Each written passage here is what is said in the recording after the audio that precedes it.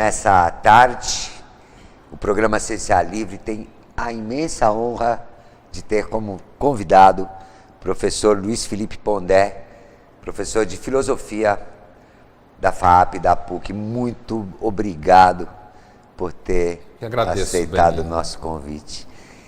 E Pondé, logo de início, não poderia faltar, já que nós vamos conversar de filosofia, o que são os gregos para um filósofo como você? O que eles te trouxeram? Primeiro trouxeram a minha própria profissão, né? Eu lembro quando eu estava na graduação de filosofia, eu pensava assim, putz, eu estou fazendo a mesma coisa que o Platão, que o Aristóteles, né? Mas os gregos trouxeram uma tradição que é a ruptura do pensamento entre o que o homem é capaz de fazer por si só e o que ele depende dos deuses, né? A filosofia nasce na Grécia em conflito com a religião grega. Nasce questionando, porque a religião grega, que eu gosto muito, se eu tivesse que ter uma religião, eu praticaria a religião grega, na verdade, que é a religião trágica, certo? A concepção trágica de mundo marca muito o meu pensamento, mas o Platão, Sócrates, Aristóteles, eles se contrapõem à ideia de que o nosso destino está na mão dos deuses e defendem a ideia de que o homem é capaz de pensar por si só, em alguma medida, não totalmente, mas é capaz de construir seu destino, é capaz de ser racional, controlar suas paixões. Então a filosofia nasce desse jeito. Ela nasce num conflito com o mito, né? Você continua lendo os gregos? De vez em quando você tem esse hábito de ter essa releitura, por exemplo, em algum momento, por exemplo, nesses últimos 5 anos, você releu alguma coisa? Platão, por exemplo? Na verdade, nos últimos 5 anos eu reli mais Aristóteles do que Platão, porque como eu gosto muito da ética aristotélica das virtudes, a ideia de que a ética é uma ciência na contingência, no acaso, sem nenhuma segurança, digamos assim, e a ideia do Aristóteles de que virtude é uma coisa que você desenvolve no ambiente que ele é hostil, né? Do tipo, ainda mais na nossa época que está na moda, todo mundo quer dizer que é legal e que é ético e que bonito e não sei o quê. Quando você estuda Aristóteles, entre outras coisas, você aprende que a virtude é uma coisa que cresce no ambiente hostil. Você só pode dizer que é corajoso se você tiver motivos para ser covarde. Você só pode dizer que é honesto se você conseguir roubar 1 milhão de euros e ninguém descobrir. Você só pode dizer que você é fiel se você tiver a chance de não sê-lo e for.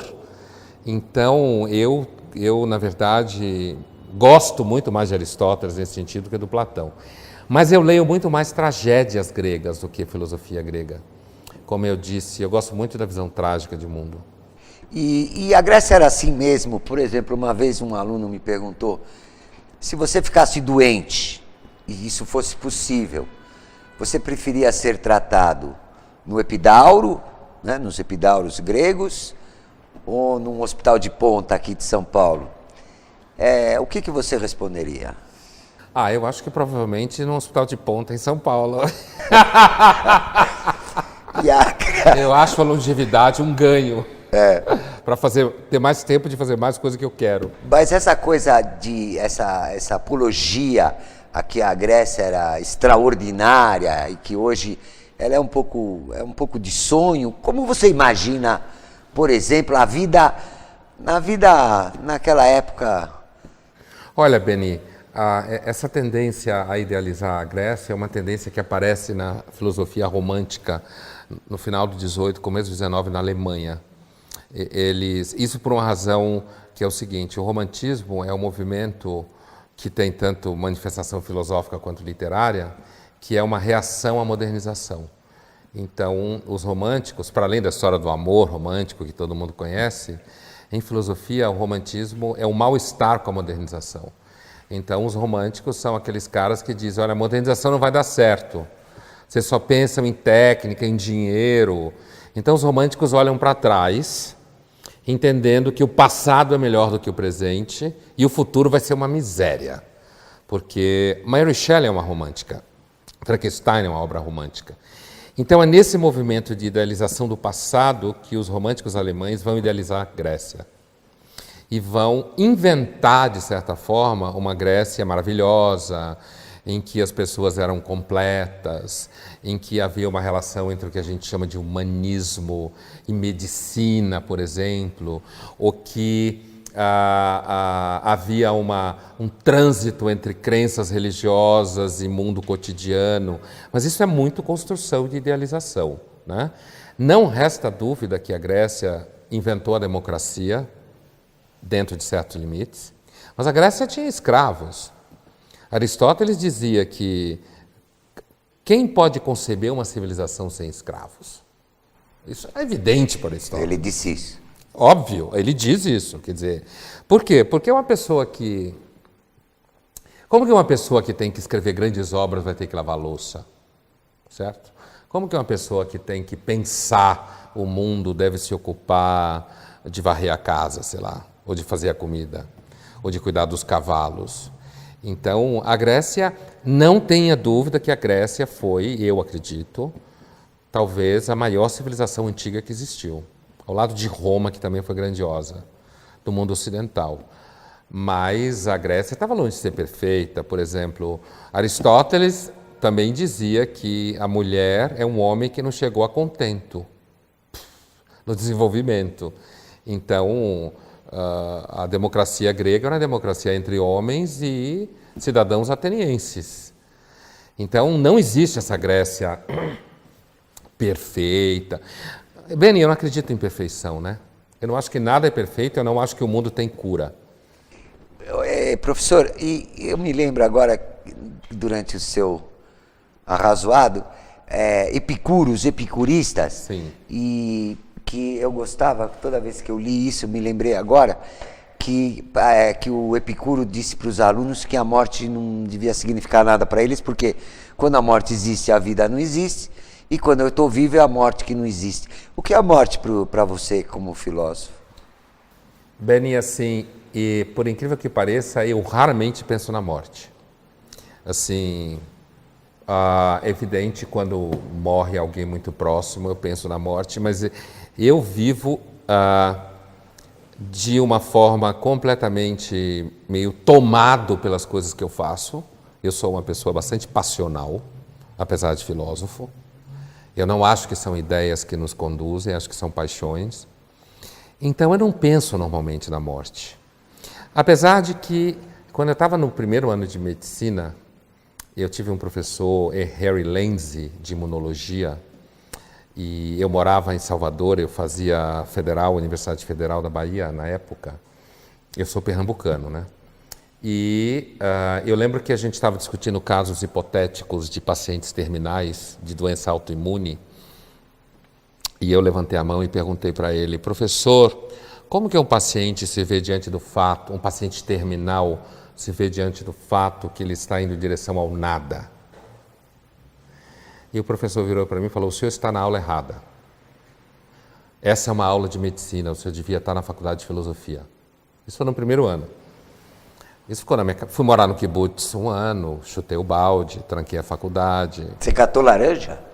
Catei laranja, trabalhei com cebola, cuidei de vaca, carreguei frango no lul, trabalhei... Eu fiz um monte de coisa no kibutz. Fiz ascaiá, puxei cano, como se fala, com trator. Então, só para terminar essa coisa da morte, assim, eu disse isso porque é claro que o filósofo está sempre pensando em assuntos a ver com a morte. Mas para mim... eu não lembro de ter passado 2 minutos da minha vida pensando na minha morte. Eu tenho um amigo médico, muito amigo meu, que diz que isso não é normal. Ele fala: você está mentindo, mas é verdade.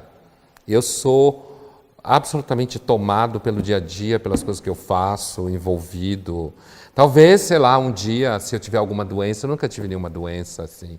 Então, eu acho que eu dei sorte até hoje. Você não se lembra, durante a sua vida, de ter tido medo de morrer?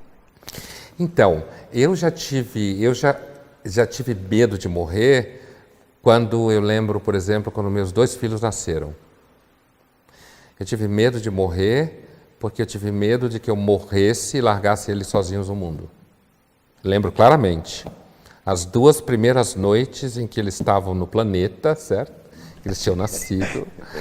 Né? Eu lembro de passar a noite em claro, dizendo, putz, agora, primeiro o primeiro, depois a segunda, quer dizer, 2 filhos, então, putz, agora ferrou, quer dizer, agora eu vou ter que ser sério, vou ter que ser responsável por gente.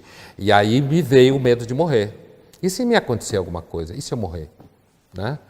E assim, é claro que normalmente, em momentos assim, em que eu pensei... Eu acho que isso também me acontece, Beni, porque eu nunca tive nada grave. Então, eu nunca fui internado, eu não tenho nada grave. Assim, faço o exame, eu dei sorte até hoje. Então, talvez isso seja o motivo de eu nunca ter me dobrado sobre essa questão. Mas eu penso na minha morte, normalmente, como uma espécie de estraga-prazeres que ia me tirar das coisas que eu gosto, né? E aí é que o Epicuro fala, quer dizer, o Epicuro falava para os alunos dele que não há por que temer a morte, porque quando você está, ela não está, e quando ela está, você não está. Então, é um argumento que funciona mais ou menos, porque normalmente as pessoas têm medo da morte antes, né? Você entrou na faculdade de medicina. Sim. E o que você pensava naquela época? Por que você quis ser médico? Teu pai era médico? Era. Ah, era médico? Meu avô também. Teu avô também? Minha irmã também. Uma maldição. Afora parentes mais... E você assim... pensou em tentar ser tão bom quanto teu pai? Uma coisa assim parecida? Não, eu não pensei nisso. Assim, E você foi querer ser médico? Eu gostava muito de genética e de biologia. Sempre gostei, como gosto até hoje, de genética e biologia. E na época eu fiz uma coisa que era muito comum, que se chamava psicoteste, certo? Então, a psicóloga da escola, ela fez um psicoteste e ela falou para mim que eu tinha vocação tanto para a área de biológicas quanto de humanas. Eu já gostava de ler, eu gostava de escrever, fazer redação, gostava muito de geografia, de história, né? E ela falou para mim assim que eu podia tanto ir para biológicas quanto ir para humanas. E ela falou assim, mas você é um menino muito inteligente, sua família é de médicos, eu acho que você devia ir para medicina, porque depois você pode fazer o que quiser, né? E aí eu fui, prestei, na época, as 2 escolas, fosse a católica, fosse a federal, onde eu morava, na Bahia, e fiz medicina e entrei na faculdade. E, assim, não é que eu não gostava do curso, porque eu gosto de biologia, continuo gostando, mas o que aconteceu é que eu comecei a perceber que eu tinha preocupações que não cabiam na rotina médica. Eu tinha um pai médico, minha irmã médica. Eu não queria ficar dando plantão, eu não queria ter que dar conta de pessoas que podem morrer. Eu tinha mais vontade de conversar com o paciente do que olhar para o exame dele, né? Tanto que eu tentei a psicanálise, quando estava no 3º ano de medicina, eu comecei a estudar Freud e Lacan, para resolver a medicina... Você largou no 5º ano? 5º ano. E tua mãe é judia? Sim. E ela não te matou? Não, na realidade, meu sogro quase me matou. Ah. Minha sogra, principalmente. O meu sogro, na época, me ofereceu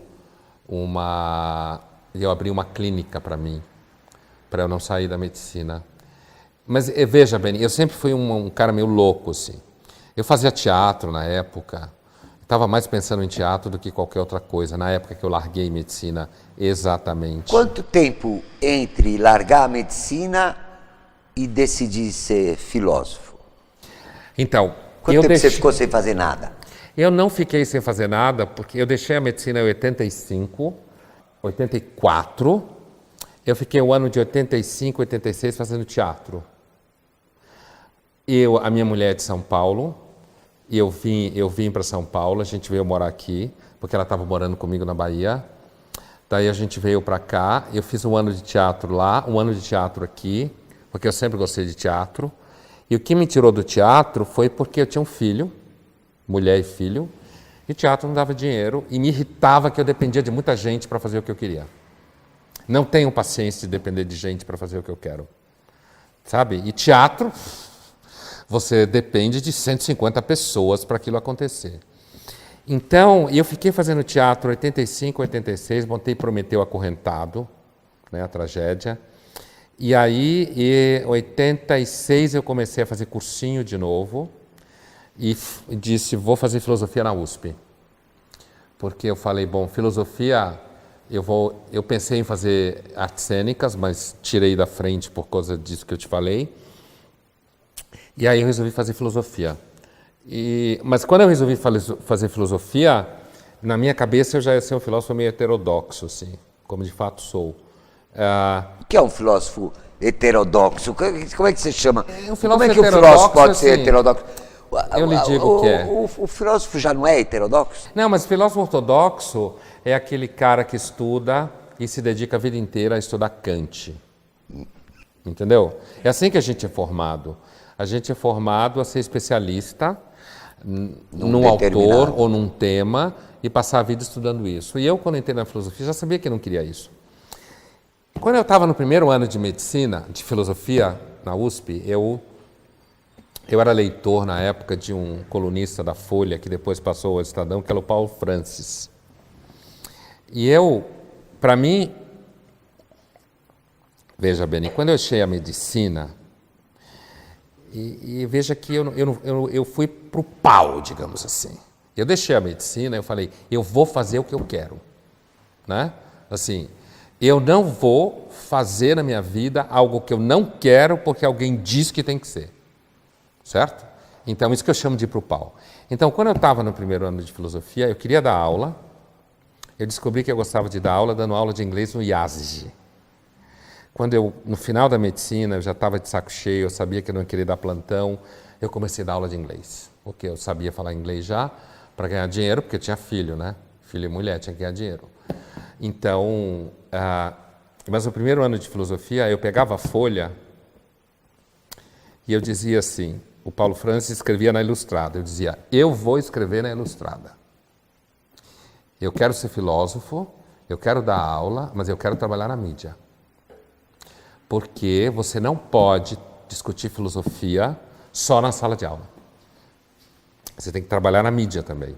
Se você quiser gerar uma discussão de fato, não pode ser só da aula. Você não pode passar. Então eu fiz mestrado, doutorado, pós-doutorado, fiz tudo o que tinha que fazer, né? Mas isso que eu chamo de heterodoxo, porque eu achava que o trabalho do filósofo não é só em sala de aula, é também na mídia. Então eu tinha esse objetivo, né? Você sabe, Pondé, o meu pai foi um bom médico brasileiro, cientista, e ele, ao contrário do que você está falando, sempre disse para mim que não entendia por que eu gostava tanto de filosofia. Eu sempre gostei de filosofia, mas não tive essa oportunidade, pelo menos nessa vida, né, de estudar filosofia. Ou a gente pode começar amanhã, né? Ou em outra encarnação, se ou você outra assim encarnação, né? Mas ele dizia que a filosofia era uma ciência, como é aquele ditado que todo mundo conhece, que com ela, sem ela, o mundo continuaria igual. E eu nunca acreditei nisso. E aí que eu quero te fazer uma pergunta. Você não acha que hoje, na medicina hoje, que praticada hoje, não só no Brasil, hein? Naquela escola que você estava estudando ali, que também é Brasil, mas que você queria mais conversar, perdão, do que ver os exames clínicos. Universidade Federal da Bahia. Você não acha que é a filosofia primeira faculdade de medicina do país, né? É fundamental para um médico? Eu acho assim, Beni, a medicina se transformou numa arte bastante cara, tecnicamente falando, e complexa, para atingir a longevidade que ela conseguiu oferecer para nós, né? Desculpa, mas você sabe, Pondé, que essa longevidade não existe de verdade. Isso é o que a mídia, que não conhece a história da medicina, diz. Mas o Entenda, fato... porque veja bem, aqueles seus autores que eu citei, ele tem centenários, tem nonagenários. Sim. A maior, essa longevidade não... Mas assim, se você pegar, por exemplo, assim, Aristóteles viveu cerca de 60 anos, Platão também viveu cerca de 60 anos, Agostinho viveu um pouco mais do que isso, né? Mas a ideia de que você consegue pegar pessoas absolutamente normais... Desculpa, Platão não era nonagenário? Não. Nenhum deles que eu lembre aqui, nenhum desses famosos chegaram a 90 anos. Agora, Eu acho que o que existe hoje é uma sensação de maior usufruto da fisiologia do corpo. Então, eu lembro que quando eu fui entrevistado pelo Roda Viva pela primeira vez em 2011, era a Marília Gabriela, que era a âncora do programa, eu falei uma frase... Era melhor o programa, hein? Eu falei uma frase que eu gostei muito da entrevista com ela. Ela me entrevistou já várias vezes depois. E eu falei uma frase que ficou rodando, até hoje roda, que era o seguinte: o Viagra fez mais pela humanidade do que 200 anos de marxismo. Né? Quer dizer, com essa frase, o que eu quero dizer é o seguinte: você tem certos avanços técnicos que reconduzem o sujeito ao usufruto do corpo, porque eu acho que o tema da longevidade, antes de ser um tema estatístico, é um tema super individual. Se eu, por acaso, até hoje, dei sorte e nunca tive nenhum quadro clínico grave, certo? E, portanto, eu nunca precisei fazer uso de nenhum procedimento técnico médico avançado, digamos assim, de sobrevivência. Se eu, por acaso, em algum momento, tivesse necessidade, já teria valido todas as técnicas médicas. Então, é claro que tem pessoas que vivem mais do que outras, mas à medida em que eu ia morrer e não morro, porque existe uma medicação X ou um procedimento Y, seja lá o que for, já funcionou para mim, já deu certo para mim. Então, assim, o meu pai, que era oftalmologista e médico epidemiologista, fundou a Universidade de Feira de Santana no interior do estado. Meu pai era um idealista, comunista, idealista, né? Ele era um médico humanista, gostava muito de história, de religiões, né? Me apresentou a um monte de autores. Meu pai dizia, quando duas pessoas educadas se encontram, eu lembro disso, desse moleque ele falando assim, quando duas pessoas educadas se encontram, como você sabe que são duas pessoas educadas que se encontraram? Um pergunta para o outro, que livro você está lendo? Certo? Então, essa ideia de que você tem que estar lendo, você tem que ser culto, você tem que ter repertório. Então, meu pai era um médico humanista. Assim, eu vi, a biblioteca dele era cheia de livros de todos os tipos. Eu não tenho dúvida que a medicina perdeu muito disso. Né? Ela virou muito procedimento, tem um business enorme dentro dela. As pessoas querem ficar bonitas, inteligentes e ter usufruto do corpo, e viajar, e gastar dinheiro, e dane-se qualquer outra coisa, contanto que eu tenha a medicação que eu preciso. E você tem essa noção do que é a indústria farmacêutica hoje no mundo? Eu tenho alguma noção, inclusive por conta do meu filho ser oncologista e a gente levar uns papos sobre essas coisas. Né? Então, mas assim, aí não vale, né? Teu filho que te contou. Não, claro, porque ele está metido, quer dizer, agora ele trabalha com pesquisa. E o que ele diz da indústria farmacêutica, professor? Bom, a indústria farmacêutica, ela move rios e quilos de dinheiro e ela tem um mercado, como todo mercado, produz mercado à medida que vai desenvolvendo o mercado, certo?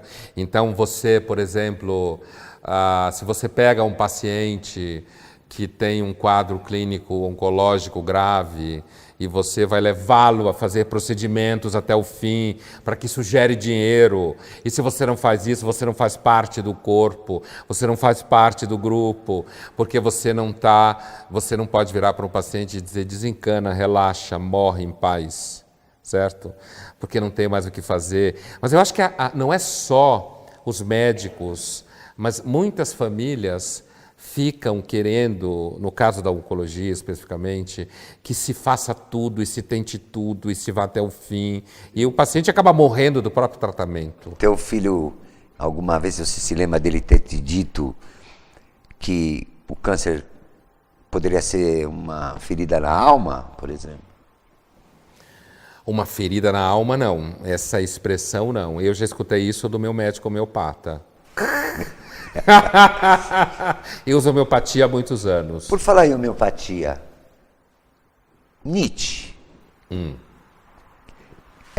O pouco que eu li de filosofia na minha vida, porque não tive a oportunidade, né, nessa vida de ser filósofo, você gosta Do Nietzsche? Muito. Assim, é um dos meus filósofos prediletos. Assim falava Zaratustra.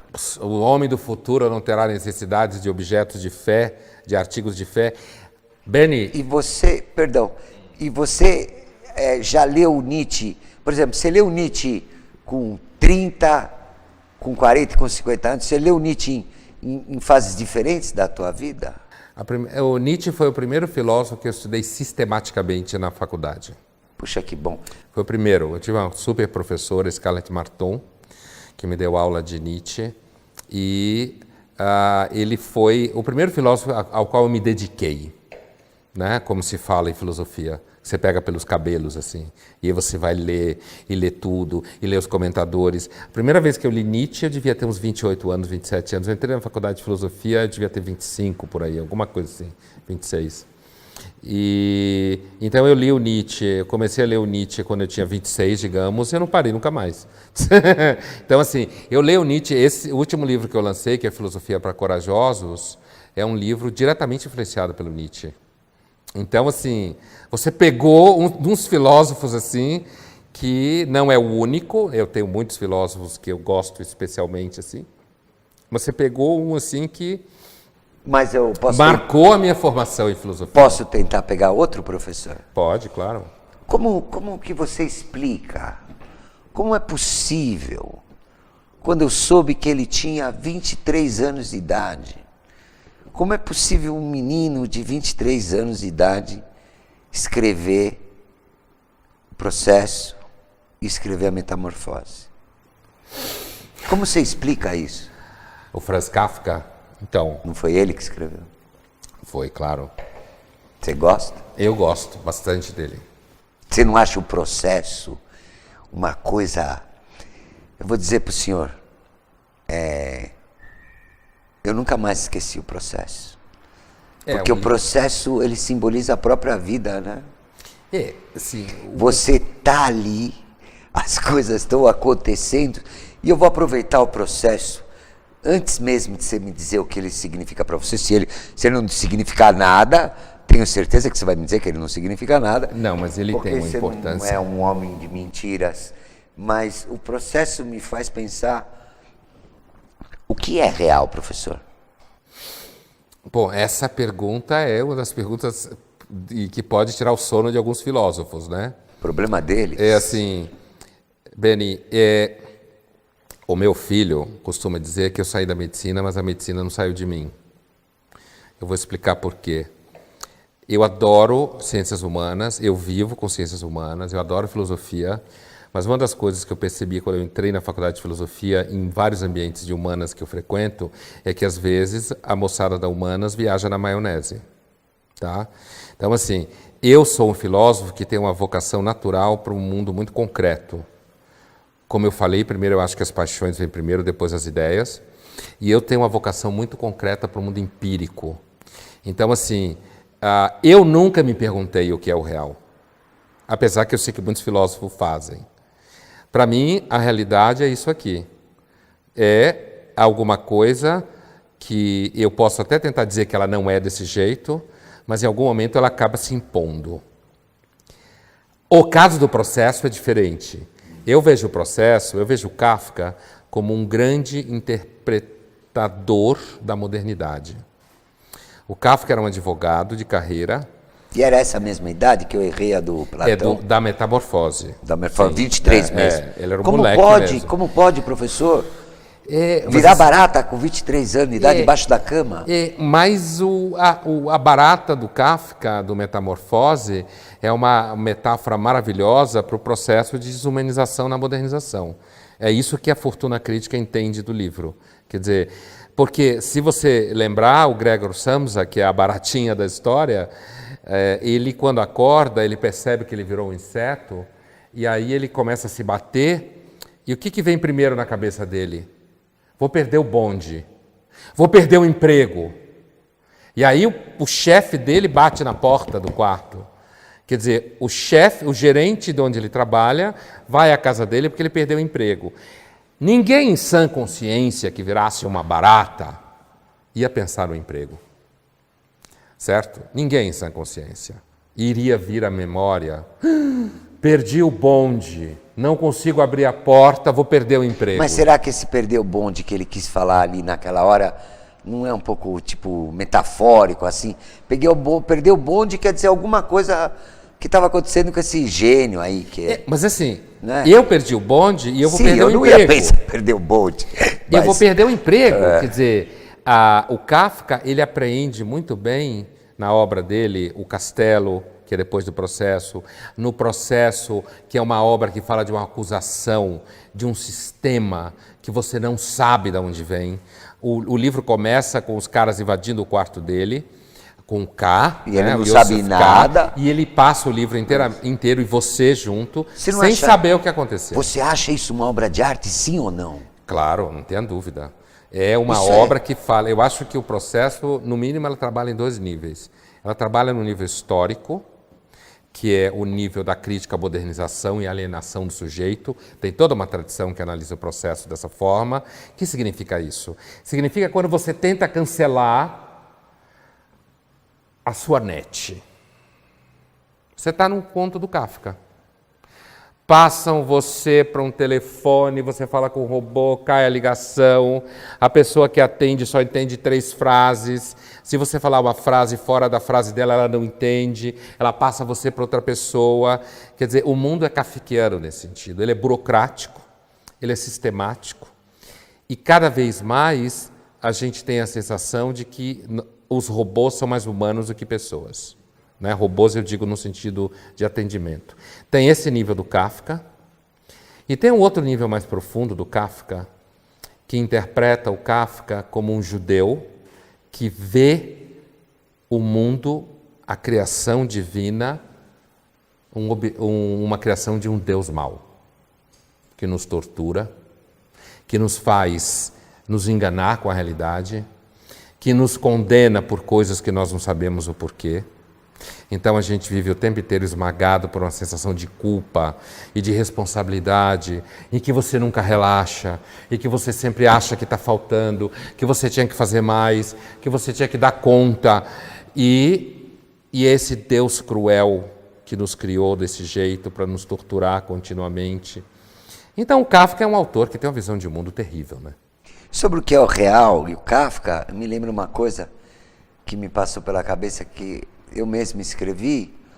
Você já imaginou um mundo que independe do que você fala, do que você vê, do que você escuta, tipo apofantisíaco, que se eu perguntasse para você, e se você me respondesse alguma coisa, já não seria apofantisíaco, porque ele não permite respostas?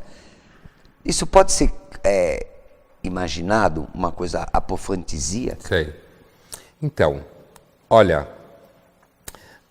uma das coisas que eu me dediquei ao longo dos anos, e eu fiquei 2 vezes em Marburg, na Alemanha, estudando mística medieval, né?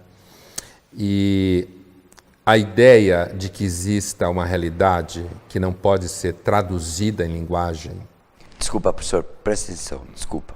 Eu não me expressei bem. A hora que a gente, vamos supor nós dois, a hora que a gente vai responder a isso, e fala que existe uma realidade que não, nós já não somos mais apofantisíacos. Claro. Se eu for levar ao pé da letra a ideia de que é possível uma realidade fora da linguagem, eu vou ter 2 formas. Ou eu faço o trajeto histórico disso, que é o que eu estava fazendo, quer dizer, então isso daí é uma tradição que aparece em várias religiões e várias tradições místicas, inclusive na Grécia, da onde vem a própria expressão. Ou eu posso entender que existe uma realidade que é iniciática, em que eu me comunico com você pelo olhar, que eu não consigo colocar em palavras e que na hora que eu coloco eu já não estou nela. Já fui expulso dela, né? Isso do ponto de vista dos vínculos concretos, históricos. Gente foi queimada por falar isso na Idade Média. Eu me dediquei especificamente a uma mulher do século XIII que foi queimada, ela nasceu no XIII e foi queimada no XIV, chamada Marguerite Porret, que escreveu um livro chamado Espelho das Almas Simples, no século XIV, no começo do XIV. Ela foi queimada em 1310. e ela fala muito dessa realidade, né? E ela fala isso e ela fala que a igreja, então, da sua época, detém o monopólio da experiência espiritual profunda mística, que é apofática, que não é possível de você traduzir ela em linguagem, e ela foi queimada como herege, né? E tem vários casos assim. Então, se você me perguntar se eu acredito que existe essa realidade, tá? Que eu não sei se é realidade. Então, sim, o que seja... Mas você já imagina, já pensou nisso? Já. Ah, já? Já. Eu já tive...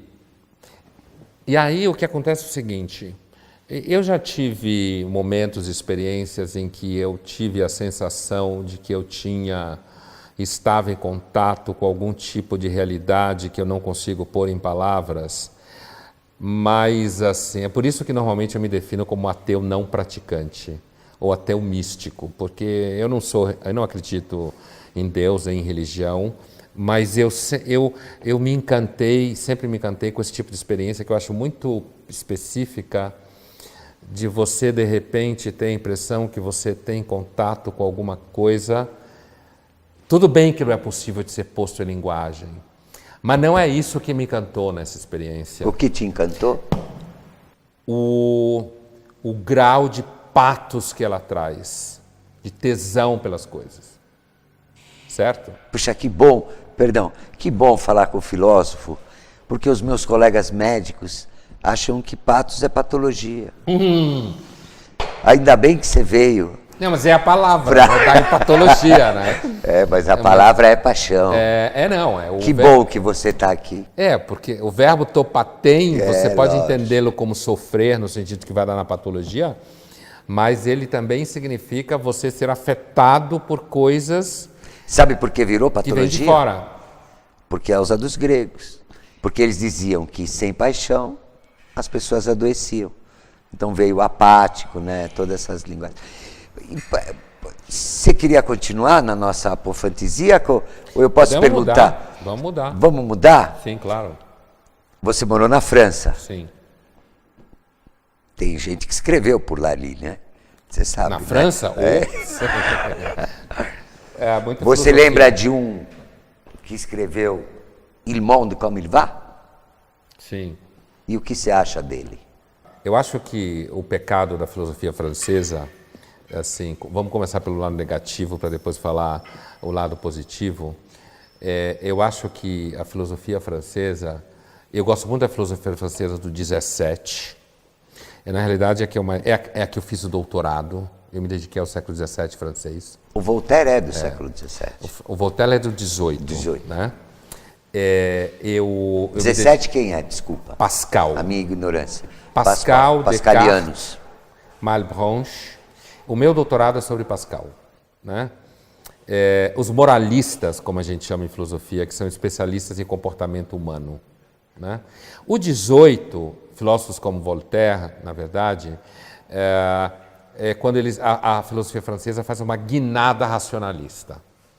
Né? Principalmente o Voltaire. Apesar de que o Voltaire é um grande filósofo, não resta dúvida, mas ele é um filósofo que acreditava, por exemplo, que existe um combate entre as trevas da religião e as luzes da razão. Para mim isso não é muito claro. Eu entendo que religião pode... Desculpa, as trevas da religião e as luzes da razão. Como um humilde médico, professor, cientista, puxa vida, por que está assim escrito na história? Porque a primeira coisa que me vem em mente é que um bom médico, um bom cientista, tem que se aproximar de Deus. Perdeu o professor Pondé. Sabe por quê? Porque, por exemplo, eu tenho uma especialidade que eu trabalho com proteínas muito pequenas. Aquele intrincamento, é uma coisa mágica para mim. É tão claro para mim que a razão não vai explicar isso. Eu tenho que pôr alguma coisa. Você não quer chamar de Deus? Chama do que você quiser. Você quer dizer... Do que você quer chamar?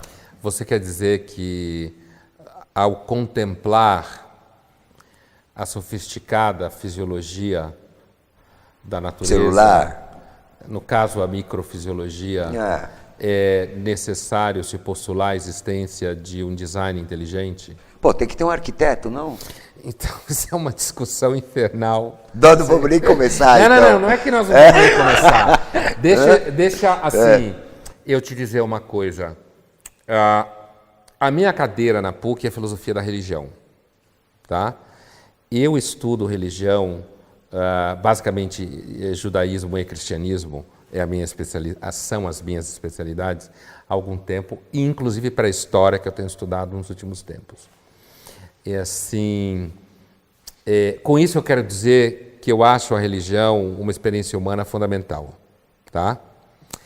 Eu não tenho essa experiência. Tem um filósofo romeno que eu gosto muito, chamado Émile Cioran, que viveu na França no século XX, que ele dizia: eu não nasci com o órgão da fé. Eu não nasci com o órgão da fé. Eu não tenho fé. Porém, quando eu brinco dizendo que eu sou um ateu não praticante, é porque eu não acho... Desculpa. Eu fiquei curioso. Sim. O que é um ateu não praticante? Um ateu não praticante é uma... Porque se você é ateu... Sim. Então... O fato de você ser ateu, você já não está praticando? Não. Um ateu não praticante é uma analogia, uma paródia da ideia do católico não praticante, que é muito comum no Brasil. Você fala, eu sou católico, mas não praticante. Ou eu sou judeu não praticante. Não praticante, então. Desculpa. É isso que quer dizer. Desculpa. O ateu não praticante... Ateu não praticante. É porque a maior parte dos ateus que eu conheço é chata. E tem um monte de ateu que acha que ser ateu significa que você é mais inteligente. E aí eu já escrevi várias vezes na minha coluna da Folha que eu fiquei ateu com 8 anos. O que eu quero dizer com isso? Ser ateu é muito fácil. O mundo é uma merda. Confuso, complicado. Isso não significa que eu não tenho adesão à realidade, mas eu tenho adesão à realidade não pela teoria sobre o mundo, mas porque eu gosto das coisas. Eu sou completamente romântico, filosoficamente falando. Eu gosto das coisas. Não é porque eu acho que o mundo vale a pena. Eu acho que o mundo não tem salvação nenhuma. Não vai melhorar. Não acredito em evolução da humanidade. Não no sentido darwinista, tá? No sentido banal da expressão. Qual o futuro da filosofia? Futuro da filosofia? Eu acho que a filosofia sempre vai ter futuro porque o ser humano não tem cura. Então, assim, o futuro da filosofia, digamos um pouco mais historicamente falando, é lidar com avanços da ciência, por exemplo, lidar com desafios que a ciência traz, mas eu acho que o futuro da filosofia é o que sempre foi. A filosofia é um conjunto de perguntas que dá à pessoa a sensação de que ela penetra melhor nas coisas. São as perguntas que importam na filosofia. Professor, eu queria fazer uma última pergunta, então. Faça. O que o senhor gostaria de deixar para nós aqui hoje, depois de deixar essa tarde com tanto deleite, né? Uma tarde tão gostosa? O que você quer falar para nós? O que te vem à mente? Me diga uma coisa, eu imagino que uma pessoa, às vezes, queira falar tantas coisas e que não pode, né, hoje em dia, na vida das pessoas, né? Tem alguma coisa que você nunca falou e que você queria falar? Aqui é o lugar. Eu acabei construindo a minha imagem no debate público como justamente aquele que fala tudo o que quer e não se importa com o que os outros pensam. Quer dizer, isso acabou virando minha, digamos assim, minha imagem de marca, né? Na Folha, eu só não posso xingar as pessoas, xingar palavrão, assim. Mas eu não tenho experiência, seja no jornal, seja na televisão, seja na rádio, de não falar o que eu quero. Justamente por isso eu sou conhecido por ser politicamente incorreto e por dizer coisas que tem pessoas que têm medo de falar e ser processado. Eu acho que uma das coisas que me encanta e tem me encantado, e eu tenho pensado muito, eu comecei a falar há pouco, quando eu disse para você que eu era um romântico, né? O quanto eu acho que o mais importante é a relação de gosto que você tem com as coisas e não a teoria que você tem sobre elas. É assim que eu vivo. Então, eu tenho 57 anos. E eu tenho a impressão, cada vez mais, de que eu consigo começar uma outra vida de repente. Se eu tiver tesão pelo que eu estiver fazendo. Então, assim, e eu tô terminando o programa mais nietzscheano do que isso, impossível. Mas tesão pelo que está fazendo, eu vou pegar daí. Sim. Para a gente se despedir. E eu não preciso nem usar as palavras, a gente falou muito das palavras, né? Uhum. E acho que você pôde sentir o prazer e o tesão que eu senti de ter você aqui hoje. Muito obrigado. Mas é a mesma coisa para mim. Luiz Felipe Pondé.